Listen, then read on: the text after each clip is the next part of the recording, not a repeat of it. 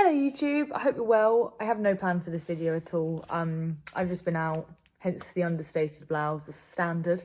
I've been chatting away and then I came back and thought, oh, I'd like to make a little video about that. So here we are.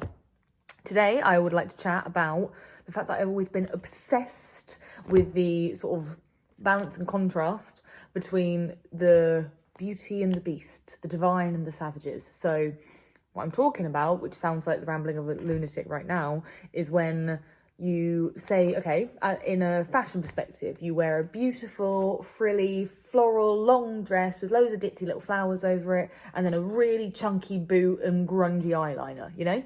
Love that contrast. I love it in interiors so much as well. So I've spoken before about House of Hackney, of course, and Divine Savages. I absolutely love them because they take really vintage, beautiful botanical prints like from the V&A and really vintage books and go through old magazines and not only flowers but find sort of lovely shapes and lovely styles, lovely looking things, and then just give them a bit of an edge, whether it's a really rich, weird colour or they make them a bit creepy or just bring them up to the modern day. So at first you sort of go, oh, that's a pretty floral wallpaper, but then you look into it more deeply and there's more going on, which is what I love. It's that fascination for me that on the surface something just looks kind of lovely, but it's actually got so much more to it. That's what I love. So that's just what I wanted to talk to you about today. And what I found fascinating is I was actually discussing this with my mum and she reminded me that I've always been obsessed with this sort of thing. So in front of me, I have some old art books when I was literally at A level. And all I do is talk about it. So I'll show you some of these, they're random.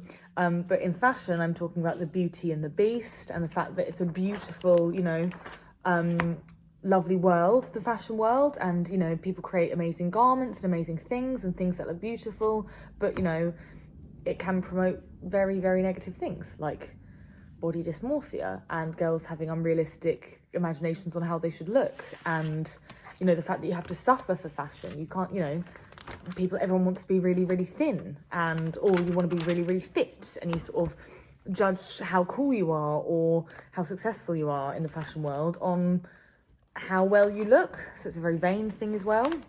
I do think the world is changing in that way, which I'm really happy about. I think that we're promoting diversity and change and everyone not just looking the same. Pretty twisted stuff in here though. I'm very excited to share it with you. Just thought it'd be an interesting thing back into the background of Mole, you know, like how I felt when I was a kid and how it's carried over to my design style now. So even today, look at me, I've got this really frilly, sparkly, girly blouse on, and then little chunky great frog rings. Love it. Anyway, as I say, that was a bit of a random video for today.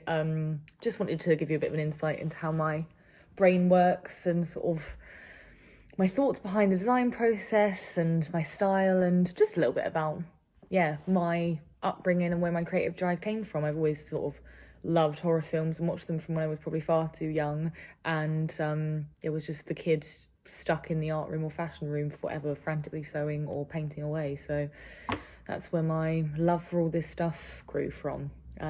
Yeah, I'll see you soon. Mwah. Me again. So I was just taking some photos of my art books, and this was one I did for fashion, so you had to create your final major collection. And I did like a skirt, a corset and a dress, and they were all kind of like, the dresses and skirts were like net or organza or satin, these really soft, luxurious kind of plush, blush pink, girly materials.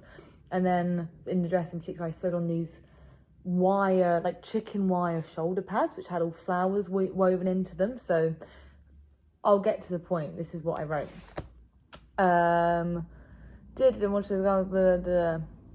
Different structures and styles within my collection will show the variety of... Okay. The different structures and styles within my collection will show the variety of attributes that women purvey. Women have to portray power, strength, among with beauty, flamboyance, and delicate femininity to the people around them. I want to explore how structures show these alternate aspects of women, e.g. how hard structures convey strength and power, soft flowing materials and shapes show beauty, and I also want to merge the two to show how women have to be both.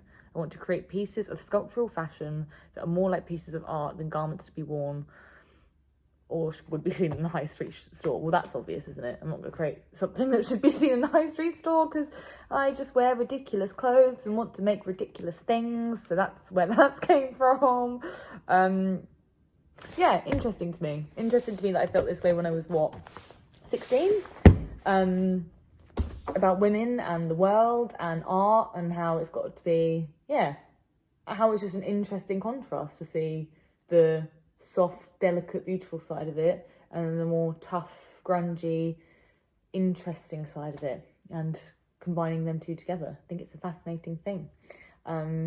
It's what one day I'd love to do in prints and cushions and ranges and fashion even all over. That would be wicked. So anyway, now I'm just chatting rubbish. So thank you for watching. I'll shut up now. See you soon. Mwah.